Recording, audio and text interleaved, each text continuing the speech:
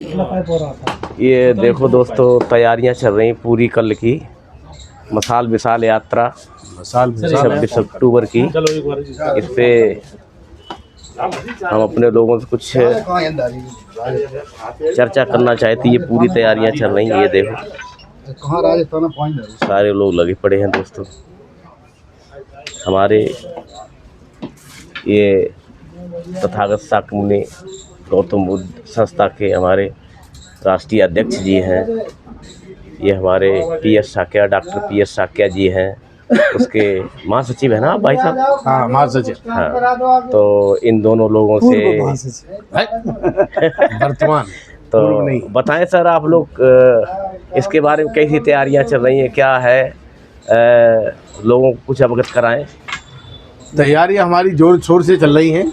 कल के लिए ये देखो झंडे डंडे तैयार लगाए जा रहे हैं, और दूसरी बार मसाल यात्रा के लिए पूरी तैयारी। जो लोग हमारे मेहमान आ रहे हैं उनके लिए पूरा रहने सहने का, खाने पीने का पूरा बंदोबस्त किया जा रहा है। और कल की प्रक्रिया यहाँ से 10 बजे शुरुआत होगी और 7 किलोमीटर की एरिया में मसाल यात्रा का कार्यक्रम चलेगा और शांति प्रिय से चलेगा, और इसमें कोई व्यवधान नहीं होगा।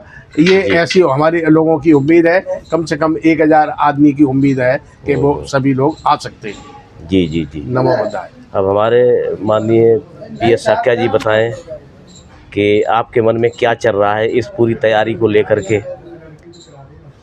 कुछ थोड़ा बताएं। देखिए, तथागत बुद्ध के जो भी कार्यक्रम होते हैं निश्चित रूप से सफल होते हैं, और हम सब लोगों ने ये प्रण किया है कि हम लोगों ने जो बीड़ा उठाया है उसको पूरा करके रहेंगे। सारी मशाल यात्रा की तैयारी हो गई है जी। सभी को काम बांट दिया गया है। कुछ लोगों को भोजन व्यवस्था दी गई है। कुछ लोग हमारे जो मेहमान हैं वो 50 की संख्या में आ चुके हैं, और शाम तक 400 मेहमान और आने की वो है संभावना है।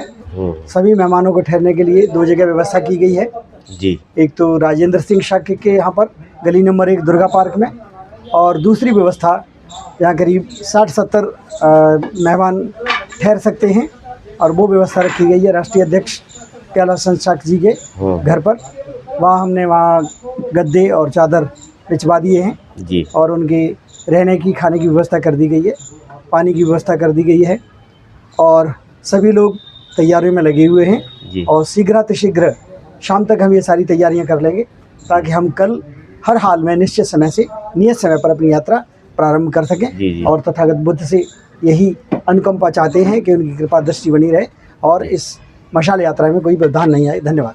मैं सर एक चीज़ और पूछना चाहता हूँ आपसे, जैसे ये आपके इसमें भोजन की व्यवस्था है क्या? जैसे दिल्ली एनसीआर से कई जगह से लोग आएंगे, उनको भूख भी लगी, प्यास भी लगी, पानी की व्यवस्था है, खाने की व्यवस्था है, क्या इसका प्रोग्राम आपने कैसे इसका सिस्टम रखा है, वो कुछ लोगों को बताएं। इसका सिस्टम हमने जो सामुदायिक भवन है टेलीफोन एक्सचेंज के पास में, जो दाबड़ी मोड़ है उससे आगे जब आएंगे 500 मीटर दूर पर, तो वहाँ पर जो है दादा देव हॉस्पिटल है, उसी के पास में सामुदायिक भवन है जी। वहाँ पर हमने लोगों के भोजन की व्यवस्था की हुई है, और लगभग 1 से 1,500 लोगों के खाने की व्यवस्था वहाँ पर की गई है।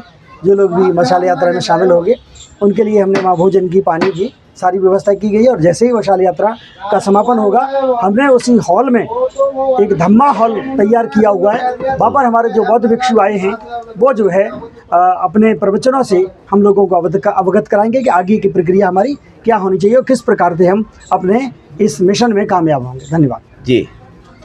इसमें जो हमारे व्यक्ति हैं वो आएंगे, उनको आप बुलाएंगे तो उनका कार्यक्रम क्या है, रूपरेखा क्या है, कितने बजे आएंगे, कितने बजे शुरू होगा, कितने बजे समापन होगा, इसकी कुछ के बारे में बताएं। यहाँ से हम लोगों ने सूचना दी हुई है कि 10 बजे सभी लोगों ने बुद्ध जयंती पार्क, जो नसीरपुर मंडी के बिल्कुल पास में 100 मीटर दूर पर है, वहाँ बुद्ध जयंती पार्क में हम सभी लोग असेंबल होंगे, इकट्ठे होंगे, और वहाँ से हम इस तरह की प्रक्रिया रखी गई है। सबसे पहले हमारा रथ होगा जी, और उस रथ में आकाश लामा जी और उनके साथ में जो आए हुए मुख्य बौद्ध भिक्षुगण हैं, भिक्षु संघ है, वो रहेंगे। उस रथ के पीछे महिलाएं, बच्चे होंगे। उसके बाद मोटरसाइकिल पर झंडियाँ लगाए हुए नौजवान होंगे, उसके बाद कार सवार लोग होंगे और ये यात्रा 10 बजे यहाँ से प्रारंभ होगी। और सबसे पहले हम नसीरपुर सब्जी मंडी वाले रोड से होते हुए दशरथपुरी मेट्रो स्टेशन पर पहुँचेंगे। दशरथपुरी मेट्रो स्टेशन से हम लोग पहुँचेंगे जो हमारा सामुदायिक भवन है वहाँ पर, उससे जो नाले वाला रोड है उससे होते हुए और हम जाएंगे जो पावर हाउस है, पावर हाउस से होते हुए जो द्वारका और पालम वाला रोड है वहाँ से होते हुए जो ओवर ब्रिज है वहाँ का जो द्वारका का, वहाँ से फिर लेफ़्ट को टर्न लेंगे और लेफ़्ट टर्न लेते हुए जो हमारा मेन रोड है दशरथपुरी के लिए जो आता है पुनः हम लोग वापस आएंगे। और यात्रा का समापन जो है जा कर के पुनः वहीं होगा जहां हमारा सामुदायिक भवन है। उस पूरी यात्रा में लगभग 5 से 6 घंटे का समय लगेगा। 10 बजे प्रारंभ होकर के लगभग 3 बजे के आसपास हम लोग उस धम्मा हॉल में सामुदायिक भवन में पहुंचेंगे और वहां फिर भोजन दान करने के बाद इस यात्रा का समापन होगा। धन्यवाद। इसमें जो है लगभग कितने लोग आने की उम्मीद है और कहाँ से लोग आ रहे हैं? अभी हमारे पास 50 लोग तो आज ही आ चुके हैं। इससे पहले 25 लोग कल पहुंच गए थे। 400 के लगभग हमारे अतिथिगण होंगे, बौद्ध भिक्षु होंगे जो बाहर से होंगे, महाराष्ट्र से होंगे, बिहार से होंगे, हरियाणा से होंगे, पंजाब से होंगे और दिल्ली एनसीआर से जितने भी बौद्ध विहार हैं वहाँ से हमारे बौद्ध भिक्षु होंगे।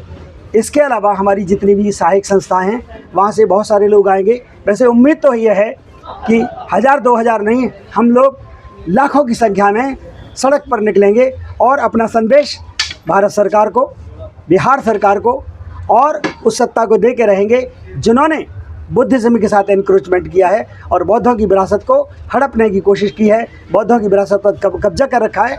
हम ये चाहते हैं कि हमारी आवाज़ प्रधानमंत्री तक जाए और बिहार का जो मुख्यमंत्री है वहाँ तक पहुँचे और निश्चित रूप से जो हमारा निर्णय 31 अक्टूबर को जो आने वाला है सुप्रीम कोर्ट से, उस पर हमारे पक्ष में फैसला आए। धन्यवाद। हाँ, एक बात सर और पूछना चाहते हैं, जैसे कि ये बाहर से जो लोग आ रहे हैं उनके लिए वो कैसे कहाँ से दिल्ली में एंट्री करेंगे, तो उनको कैसे बस से आना, कैसे मेट्रो से आना, उसके बारे में थोड़ा अवगत करा दें। कहाँ पे उतरें और कहाँ से ये आपकी जगह पड़ेगी जो आपका जो मसाल यात्रा का जो कार्यक्रम शुरू होगा वो कहाँ पे जगह पड़ेगी, इसके बारे में पूरी डिटेल बता दें। जो लोग आनंद विहार से आ रहे हैं, आनंद विहार से यहाँ आने के 2 रास्ते हैं। एक तो आनंद विहार से मेट्रो से आ सकते हैं। मेट्रो से आप ब्लू लाइन मेट्रो पकड़ेंगे और ब्लू लाइन से डिस्ट्रिक्ट सेंटर पर यानी जनकपुरी पश्चिम पर उसको बदलेंगे। वहाँ से मेजेंटा लाइन पकड़ करके 2 स्टेशन बीच में है और दशरथपुरी मेट्रो पर उतर जाएंगे। दशरथपुरी से सब्जी मंडी होते हुए सिर्फ 200 मीटर की वॉकिंग डिस्टेंस है, 2 मिनट का रास्ता है और बुद्ध जयंती पार्क में आ सकते हैं। दूसरा लोग जो बस से आना चाहते हैं वो लोग 740 रूट नंबर बस नंबर पकड़ेंगे। 740 बस नंबर से वो जो है दावड़ी क्रॉसिंग पर, दावड़ी मोड़ पर उतरेंगे।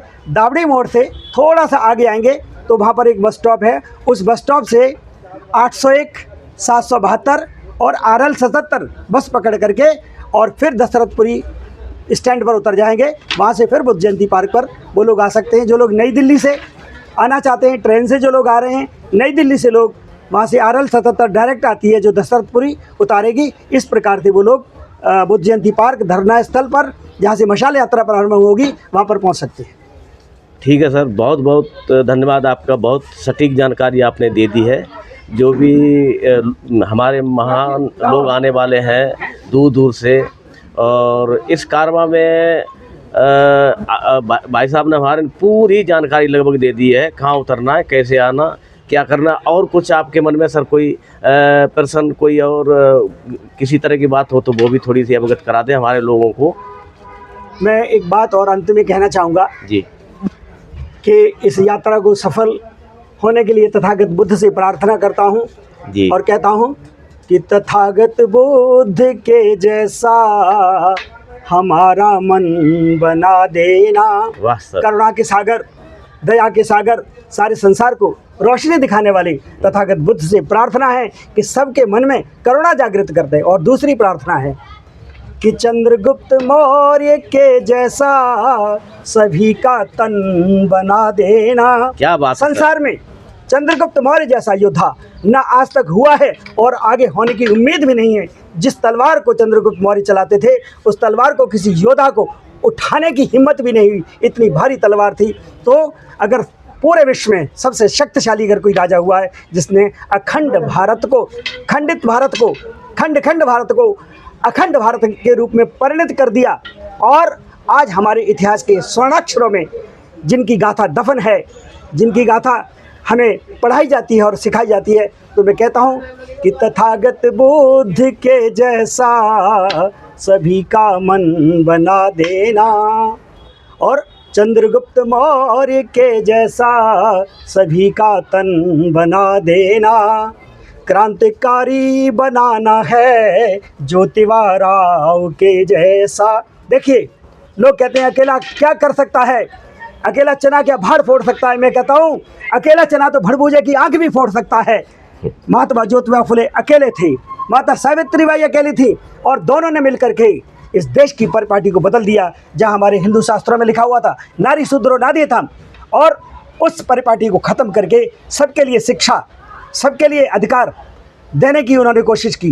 तो मैं चाहता हूँ कि क्रांतिकारी बनाना है ज्योतिबा राव के जैसा, क्रांतिकारी बनाना है माँ सावित्री बाई जैसा, और अशोका सा मेरे भगवन मेरा जीवन बना देना, अशोका सा मेरे भगवन कि ये जीवन बना देना। तो यही रिक्वेस्ट है, विनती है, प्रार्थना है, जो भी मेरे बुद्ध धर्म को मानने वाले लोग हैं और जिनको अपनी अस्मिता प्यारी है, जिनको बौद्ध विरासत में थोड़ा सा भी विश्वास है, तो आइए साथ चलें, साथ बढ़ें, और अपने अधिकारों की लड़ाई में हम कुछ करके दिखाएं। जिस विरासत पर हमारे दुश्मनों ने कब्जा कर रखा है उसको हम बौद्ध लोगों को सुपुर्द करें, और तथागत बुद्ध के द्वारा दी गई शिक्षाओं का अनावरण करके सारे संसार को ज्ञान की रोशनी दे करके अपने जीवन को सफल बनाएं। नमो बुद्धाय, नमो बुद्धाय, नमो बुद्ध। ये हमारे पीएस साक्या साहब थे। देखो इन्होंने कितनी सटीकता से कितनी बड़ी बातें कह दी हैं दोस्तों, आप समझ रहे हो ना। इन्होंने पूरे संसार को समेट दिया थोड़े से शब्दों में। यानी कहा जाता है कि जहाँ जहाँ जहाँ न पहुँचे रवि वहाँ पहुँचे कवि। ये हमारे प्रिय मित्र, हमारे प्रिय साथी और बहुत कर्मठ है समाज के लिए, और इनके ये हमारे जो मित्र हैं बहुत बड़े कवि भी हैं, बहुत बड़े लेखक हैं, और इनकी जो कविताएं आपको हम सुनाएंगे अभी समय आने पर दोस्तों। हम तैयारी कर रहे हैं उस चीज़ की। तो आप दोनों लोगों का बहुत बहुत आभार, बहुत बहुत साधुवाद। आपने मतलब गागर में सागर भर दिया दोस्तों। चार पंक्तियां मैं सतीराम जी के लिए कहना चाहूँगा, और वो हैं कि इस नदी की धार में ठंडी हवा आती तो है, नाव जर्जर ही सही, ये बीमार हैं लेकिन फिर भी सतर्कता के साथ, शक्ति के साथ में मैदान में डटे हुए हैं। नाव जर्जर ही सही, लहरों से टकराती तो है, एक चिंगारी कहीं से ढूंढ लाओ दोस्तों, इस दिए में तेल से भीगी हुई बाती तो है, इस दिए में तेल से भीगी हुई बाती तो है। धन्यवाद, नमो। थैंक यू सर, बहुत बहुत धन्यवाद, बहुत बहुत साधुवाद आपका। दोस्तों अगर ये वीडियो आपको अच्छी लगे तो PMDS साक्या यूट्यूब चैनल को लाइक, शेयर, सब्सक्राइब जरूर करें दोस्तों। बहुत बहुत आभार, धन्यवाद। नमो बुद्धाय, जय सम्राट अशोक महान, जय भीम, जय संविधान, जय भारत। दोस्तों कल के कार्यक्रम में आना मत भूलें। यह हमारा हार्दिक बड़ा प्रोग्राम, हार्दिक धन्यवाद, हार्दिक बधाई, और मैं आपको धन्यवाद।